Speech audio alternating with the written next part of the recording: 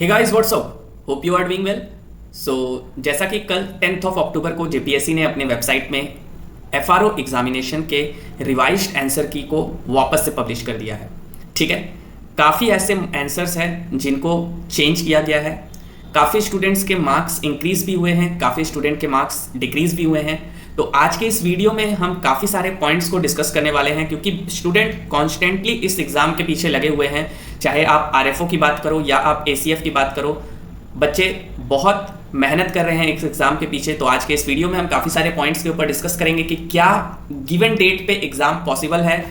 अब जब revised answer की आया है तो इसके बाद कट ऑफ जाने का चांस क्या है, तो इन सब बातें आज की इस वीडियो में होंगी। तो सबसे पहले अगर हम देखें तो जेपीएससी ने काफ़ी सारे आंसर्स को चेंज किया है। जैसे कि आप अगर देखोगे तो यहाँ पे सेक्शन सीरीज ए, बी, सी और डी, टोटल अगर आप देखोगे तो इन टोटल 6 क्वेश्चंस को बदला गया है। ठीक है, यानी कि कहीं ना कहीं जो मार्क्स था वो 6 मार्क्स अप एंड डाउन फिर से होने के चांसेस है। तो इसका इंपैक्ट कहीं ना कहीं कट ऑफ पे भी देखने को मिलेगा। काफ़ी बच्चे के मार्क्स क्योंकि इंक्रीज भी हुए हैं, काफ़ी बच्चे के मार्क्स डिक्रीज भी हुए हैं, इन सब के ऊपर भी बात करेंगे। तो जैसा कि देख सकते हैं क्वेश्चन नंबर 6 ए, बी, तो ये आप अपने अकॉर्डिंग आपने मिला भी लिया होगा। तो अब आते हैं हम सबसे इंपॉर्टेंट पॉइंट्स के ऊपर कि कट ऑफ कितना जा सकता है। सो हमारा पॉइंट ऑफ डिस्कशन जो होने वाला है वो इसी पॉइंट पे होगा कि हमारा कट ऑफ कितना जा सकता है। ठीक है, इस बात कर लेते हैं इसके ऊपर। देखिए, मेरे हिसाब से अभी भी जो कट ऑफ है, जो सेफ स्कोर एक आप कह सकते हो जनरल कैटेगरी पे, कहीं ना कहीं ये 95 प्लस मेरे हिसाब से जिनका भी है वो कहीं ना कहीं एक सेफ स्कोर देखा जा रहा है। ठीक है, एक सेफ स्कोर कह सकते हैं 95 प्लस वाले को। ठीक है, अगर आपका 110, काफ़ी अच्छे बच्चे हैं जिनका 100 प्लस जा रहा है। ठीक है, काफ़ी ऐसे बच्चे हैं जिनका 100 प्लस मार्क्स भी जा रहा है, बट कहीं ना कहीं 95 प्लस एक सेफ स्कोर है। आप अगर 95 स्कोर कर रहे हो तो कहीं ना कहीं डेफिनेटली आपको एग्जाम के तैयारी में लग जाना चाहिए।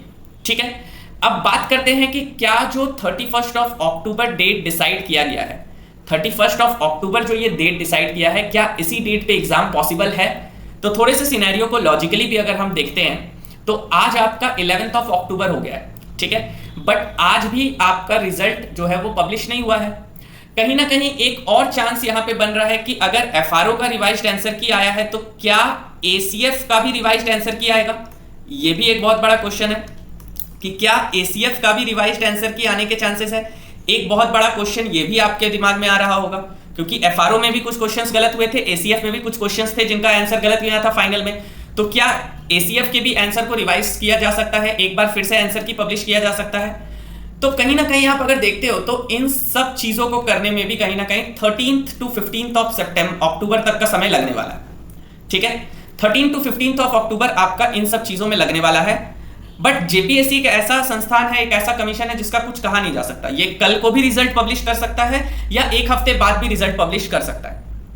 बट हम अगर लॉजिकली थोड़ा सा देखें तो क्या पॉसिबिलिटी बन रही है, क्योंकि अगर आप देखोगे कि आने वाले समय में आपका दीपावली, सोहराय, छठ, ये 3 झारखंड के मेन फेस्टिवल्स, नॉर्दर्न पार्ट के जो मेन फेस्टिवल्स है ये भी आने वाले हैं। तो कहीं ना कहीं एक हफ्ते का यहाँ पे हॉलीडे भी देखने को मिल रहा है। तो मोस्ट प्रोबेबली मुझे जहां तक लग रहा है कि एग्जाम फिक्स्ड डेट पे नहीं होगा। ठीक है, 31 ऑफ अक्टूबर जो दिया गया है, मेरे हिसाब से इस डेट पे एग्जाम हो पाना थोड़ा कहीं ना कहीं मुश्किल लग रहा है, क्योंकि अभी भी अगर आप देखोगे तो इसके हाथ में 20 डेज है, 20 डेज है। बट कहीं ना कहीं क्योंकि यहां पे 1 वीक का हॉलीडे है तो थोड़े से चीजें जो है ये आपकी मुश्किल दिख रही है। ठीक है, बट जेपीएससी है तो कुछ भी नहीं कहा जा सकता अनटिल एंड अनलेस कि हमें दूसरा डेट शीट मिले।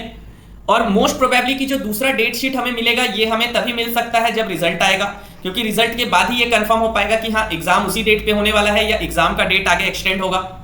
तो ये भी एक इंपॉर्टेंट पॉइंट है डिस्कशन का कि क्या उसी डेट पे एग्जाम होगा। बट हमारे लिए क्या इंपॉर्टेंट है, हमारे लिए ये इंपॉर्टेंट है कि एग्जाम 31 ऑफ अक्टूबर को हो या एग्जाम 10th ऑफ नवंबर को हो, ज्यादा से ज्यादा 10 डेज का आपको एक्सटेंशन मिलेगा। बट ये आपको बेनिफिशियल तभी होगा जब आप प्रिपरेशन में कंटिन्यू बने हुए हो।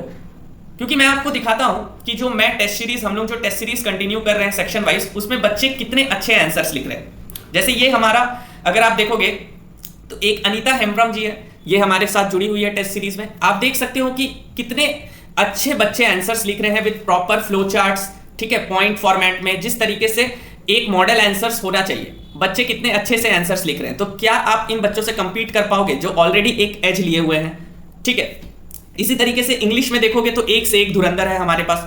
ठीक है, आप अगर देखोगे तो इनका जो वे ऑफ राइटिंग है, क्या आपको लगता है कि आप इनके साथ कंपीट कर पाओगे? आप देख सकते हो किस तरीके से ऑब्जेक्टिव्स लिखते हैं, हर एक तरीके से पॉइंट वाइज सारा चीज आप लिखते हैं। ठीक है, विद प्रॉपर डायग्राम्स, आप देख सकते हो कितना बेहतरीन ये लोग डायग्राम्स बनाते हैं, neat and clean hand writing है। तो क्या आप इनसे एज ले सकते हो अगर आप लेट प्रिपेयर करोगे? सेम इसी तरीके से एक और कैंडिडेट्स है जो आप देख सकते हो कितना अच्छा डायग्राम्स के साथ आंसर लिखती है।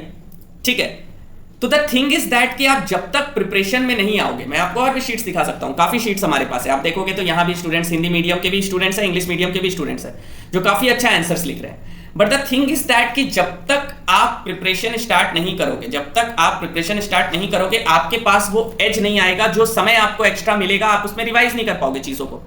सपोज मान के चलते हैं कि रिजल्ट दिवाली के बाद आता है, दिवाली से पहले आने के बहुत हाई प्रोबेबिलिटी है, बट दिवाली के बाद आता है और ये सडनली एग्जाम कंडक्ट करवा लेते हैं, या ये 31 अक्टूबर को ही एग्जाम कंडक्ट करा लेते हैं। हमारे लिए तो अभी यही है ना कि हम 31 अक्टूबर को ही अपना फाइनल डेट मान के चले, हमारे लिए तो यही है कि 31 अक्टूबर को ही हमारा एग्जाम होने वाला है, अनटिल एंड अनलेस कि हमें नया डेट शीट मिले। तो चीजें हमारे लिए तभी इंपॉर्टेंट है कि हम प्रिपरेशन कब से स्टार्ट कर रहे हैं। ठीक है, जैसा कि आप जानते ही हैं कि हमारा एफआरओ का पूरा प्रॉपर टेस्ट हो रहा है। ठीक है, तो 11 अक्टूबर तक का हमारा टेस्ट कंटिन्यू हो चुका है, कल 12 अक्टूबर हमारा टेस्ट होगा। इसी तरीके से पेपर 2 का भी पूरा शेड्यूल आपका डिजाइन है। ठीक है, तो इस टेस्ट सीरीज के बाद आपको और क्या मिलता है? तो एक फुल लेंथ आपका इन्वायरमेंटल साइंस का टेस्ट आपको मिल जाता है। जनरल स्टडीज का हमने ये डिसाइड किया है कि अगर 31 अक्टूबर के बाद एग्जाम होता है, हमने ये डिसाइड किया कि अगर 31 अक्टूबर के बाद एग्जाम होता है, एक वीक का एक्सटेंशन मिलता है, तो उस पूरे वीक हम लोग जनरल स्टडीज का मॉक करने वाले हैं। जनरल स्टडीज का हमने अभी 2 दिया था, बट अगर डेट एक्सटेंड होता है तो हम पूरा जनरल स्टडीज का भी मॉक कंटिन्यू करेंगे 1 वीक तक, जिसमें आपको बढ़िया मॉडल आंसर्स मिलेंगे, बेहतरीन मॉडल आंसर्स, जैसा कि आप सब जानते हैं हमारे मॉडल आंसर्स कितने अच्छे होते हैं। ठीक है, तो और इसके साथ साथ क्या मिल रहा है? तो एफआरओ बैच में आपको complete notes with model answers booklet. ये मॉडल आंसर्स बुकलेट आपके लिए रामबाण है, उन बच्चों के लिए जिन्होंने अभी तक प्रिपरेशन स्टार्ट नहीं किया है और प्रिपरेशन करना चाहते हैं, उनके लिए ये वन स्टॉप सॉल्यूशन है। इसके अंदर मोर देन 30+ क्वेश्चंस के आपको मॉडल आंसर्स मिलते हैं। इन दोनों बुकलेट को मिला के मोर देन 30 क्वेश्चंस का आपको बहुत बेहतरीन मॉडल आंसर्स दिया जाता है। Along with that we are also providing general studies guidance. Complete आपको Hindi as well as English में भी जनरल स्टडीज के नोट्स प्रोवाइड कर दिए जाते हैं।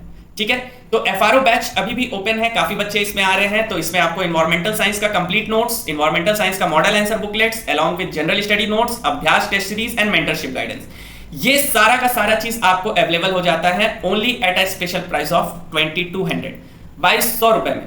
ठीक है, तो अगर आप इनरोल होना चाहते हैं तो आप इस दिए गए नंबर पे कांटेक्ट कर सकते हैं। अगर कुछ फाइनेंशियल इश्यूज है तो इससे भी हम लोग आपको अफोर्डेबल बैच प्रोवाइड कर देंगे, आप इस नंबर पे कांटेक्ट करके बैच से जुड़ सकते हैं। ठीक है, तो ये था हमारा वीडियो एफआरओ के रिगार्डिंग, जिसमें आपका आंसर की फिर से आया है, तो मोस्ट प्रोबेबली रिजल्ट के चांसेस कमिंग 2 to 3 डेज में आपको मिल जाना चाहिए, और अगर इससे डिले होता है then it is means difficult कि एग्जाम 31 अक्टूबर को होगा। तो ये था हमारा आज का वीडियो, मिलते हैं किसी नेक्स्ट वीडियो में। Till then take care, keep learning, जय हिंद।